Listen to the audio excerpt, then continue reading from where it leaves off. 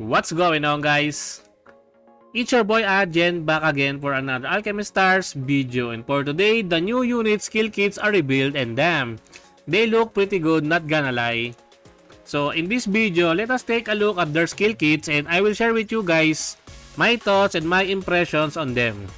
Take note that this is just a first impression video and nothing's are final yet. And we still need some actual testing for us to determine whether these units are really good or not. So let us begin. Let's start with the 6-star first, which is Nina. So Nina is a water attribute detonator class with an attack of 3,567, defense of 1,280, and HP of 11,129. This is considering at fully max. Max level, max affinity, max equipment, max breakthrough. So her active skill, Nina's Frigid Downpour. It has a 1-round cooldown with preemptive strike. Parasol mode, selects one traversable tile and hurls the parasol at the selected tile, dealing 100% damage to tiles along the path and casting her equipment skill once at the landing point. Then switches to unarmed mode. So unarmed mode reclaims the parasol, dealing 1000% damage to tiles along the path, then switches to parasol mode. Switches to parasol mode whenever the parasol is covered or removed. When it is covered by an ally or the enemy, the skills cooldown -1 + 1 per round. This one is somewhat confusing, but let's go on. Her chain combo, Nina's Frosty Blade. At 3 chains at parasol mode deals 150% damage to one surrounding cluster. At unarmed mode deals 150% damage to 2 nearest enemies. At 8 chains deals 160% damage to 12 tiles in a diamond shape during parasol mode, and 160% damage to 3 nearest enemies during unarmed mode. And then her tier 3 chain, 13 chains, deals 170% damage to 2 surrounding clusters during parasol mode, and deals 170% damage to 4 nearest enemies during unarmed mode. Her equipment skill, Nina's Strobe Guardian. In unarmed mode, normal attacks can deal diagonally. Whenever switching from unarmed mode to parasol mode, immediately deal 200% damage to one surrounding cluster. Okay, first things first, damn! Nina seems bonkers. She seems stupidly good and she seems pretty fun to use. She's basically something like a 2-unit class in 1 unit. She is a sniper and a detonator at the same time. Her parasol mode is the detonator mode, and her unarmed mode is the sniper mode. At least, that is what I am getting from reading her skill set. She's the 3rd detonator with the highest attack stat in the water team, and only loses to the 2nd place Regal by 20 attack stat. So she is pretty strong. And 1000% damage multiplier? Hello? That's pretty insane. It's more than Lola's active skill, which is at around 900%. But here, Nina has 1000% damage multiplier. That's pretty insane, guys. And her active skill has only 1 cooldown. Units like Plur, Bethel, and Azure has these 2 on their preview, so it is safe to assume that Nina has an innate preemptive strike, because that's what her predecessors are.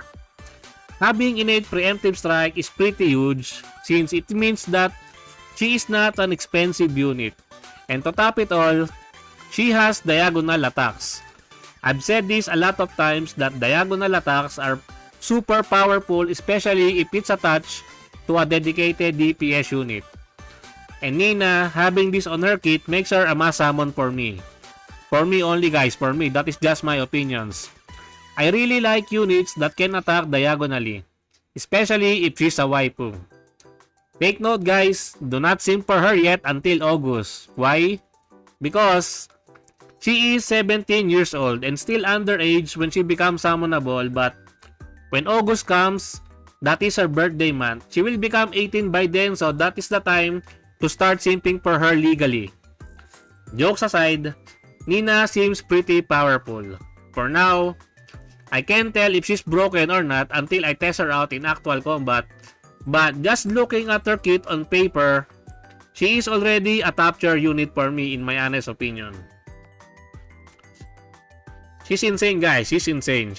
Also not only that one, she seems very fun to play with because look at this. She can be a sniper, she can be a detonator. It's like a switch mechanic. Imagine Childe from Genshin Impact. You can switch from bow to sword type. You know what I mean. You get what I'm talking about. Anyways, let us now look at Sanae's skill kit. So, Sanae is a 5-star Thunder Detonator with an attack of 3,193, defense of 1,204, and HP of 10,320 considering fully max out. So, Sanae's active skill, Fearless Manae. Uses 3 trade points to summon Manae to a selected tile or uses 1 trade point to move Manae to a selected tile. Manae returns to Sanae at the end of the player's round. Manae keeps her position relative to Sanae when moving and deals defense ignoring damage equal to Manae's attack to encounter targets along the way. Manae inherits 70% of Sanae's basic attack. Entering Aurora time grants the ability to move Manae 1 additional time. Her chain combo, Galvanic Prison. Oh wait, how to get trade points? Gain 4 points when entering battle and gains 1 point at the start of every round. This might be her breakthrough. I'm guessing this one is one of her breakthroughs. Moving on, her chain combo, Galvanic Prison. At 2 chains deals 145% to 1 surrounding cluster. At 8 chains deals 155% damage to 12 tiles in a diamond shape. And 11 chains deals 165% damage to 16 tiles in a radial shape. So, her chain combo is not like the best one because the best chain combo for a detonator is the 2 surrounding cluster, but sadly, she does not have this on her chain combo, but it is what it is. Her equipment skill, Puppet Act. Gains 1 stack of trademark when Manae deals damage.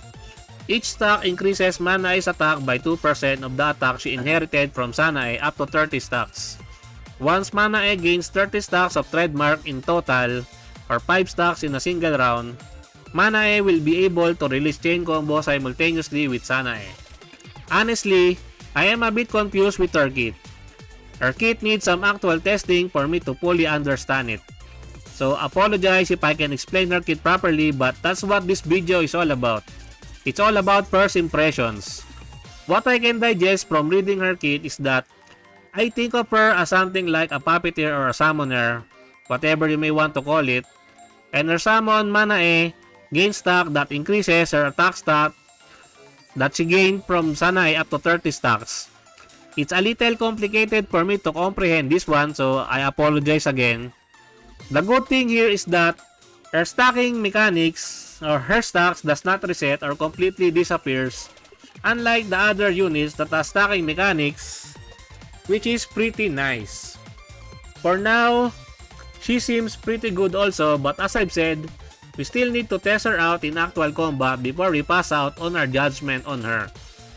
In conclusion, both the new upcoming units looks promising and I am so looking forward to getting my hands on them, especially Nina because I like her design. And anyways, that's it for me for today guys. I hope you enjoyed this video. Please leave a like and subscribe. I would really appreciate it if you could help me grow my channel more. And thank you to everyone who are supporting my channel. I appreciate every one of you. Until next time, peace!